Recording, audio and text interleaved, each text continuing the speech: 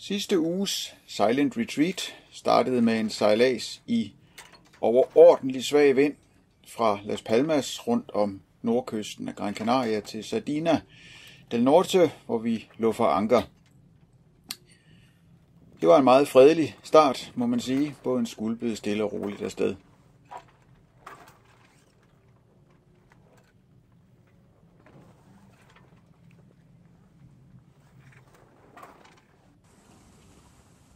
Helt anderledes gang i den kom der dagen efter, da vi lettede anker og sejlede over strædet mellem Gran Canaria og Tenerife mod Santa Cruz. Der havde vi en rigtig god, frisk vind hele vejen over. En hyggelig og frisk sejladsoplevelse på det store blå hav.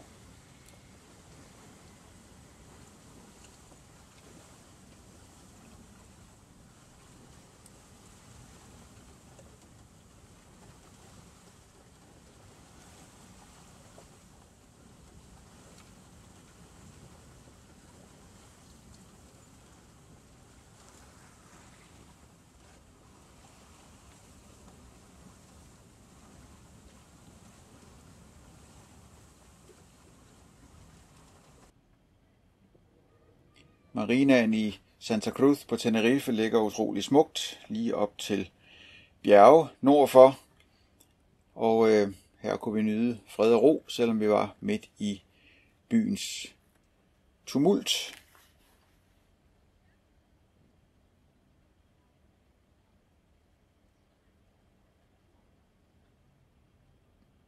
Lige bag Santa Cruz er der mulighed for at komme op i bjergene og vandre. En fantastisk flot tur med bratte fald ned til siderne.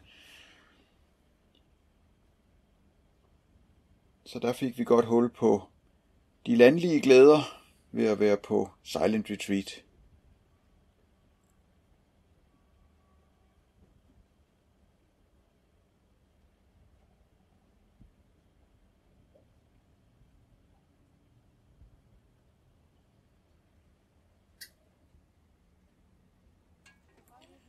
Vi blev glade for, da vi skulle sejle tilbage igen til Las Palmas på Gran Canaria, at forberede sejladsen grundigt. Der blev lavet sandwich og aftensmad på forhånd, og det viste sig at være rigtig godt, for vi kom afsted i en god, frisk vind over strædet, men den øgede såmænd ganske hurtigt til kuling.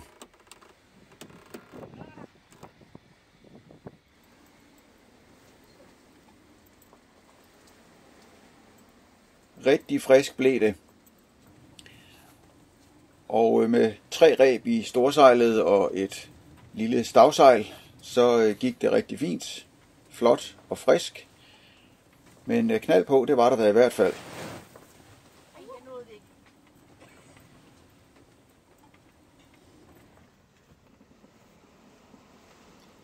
Vi havde så også den store glæde at sejle lige tæt forbi en flok grindehvaler. Det har jeg aldrig mødt hernede før, faktisk. De er jo ikke legesyge på samme måde som delfiner, så det blev en kort fornøjelse, men vi så dem da komme op og puste i overfladen. Det var jo et smukt krydderi på en i øvrigt allerede uden grindehvaler meget smuk sejlads.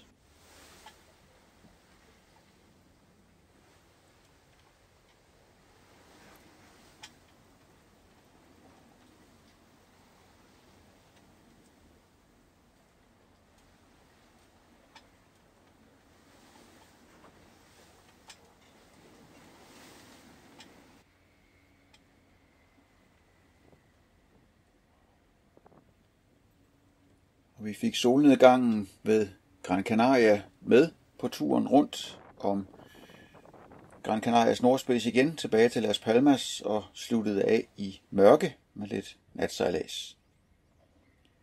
De sidste dage på retreatet havde vi stor glæde af Gran Canarias vidunderlige natur og vandrede hver dag i de utroligt smukke og meget forskellige artede landskaber på Gran Canaria.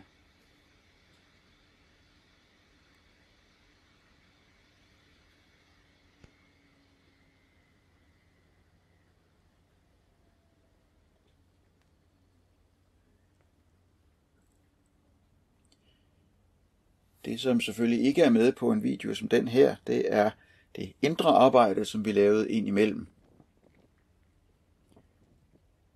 For selvom vi bevægede os ud i landskabet hver dag og oplevede noget der, sansede, vandrede, så var der naturligvis også tid til det indadvendte arbejde med bevidsthedsøvelser, meditation, kontemplation, refleksion.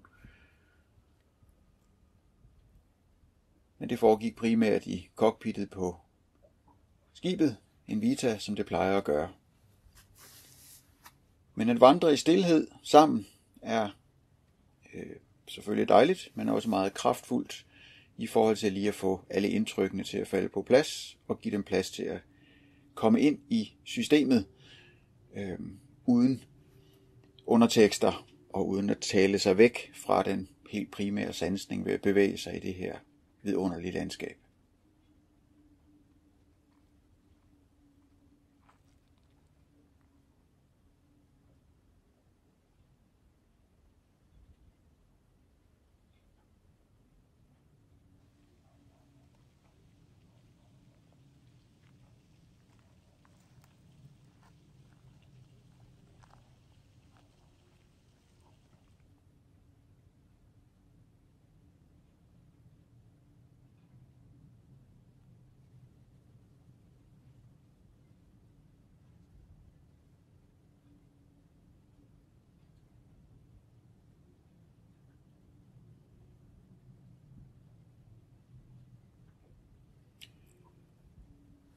Og ugen gik, og et hold glade deltagere rejste hjem med en stor oplevelse i bagagen, og jeg sidder tilbage også med en stor oplevelse inde i mig af at have delt al denne natur og indre opdagelse med skønne mennesker på endnu et Silent Retreat.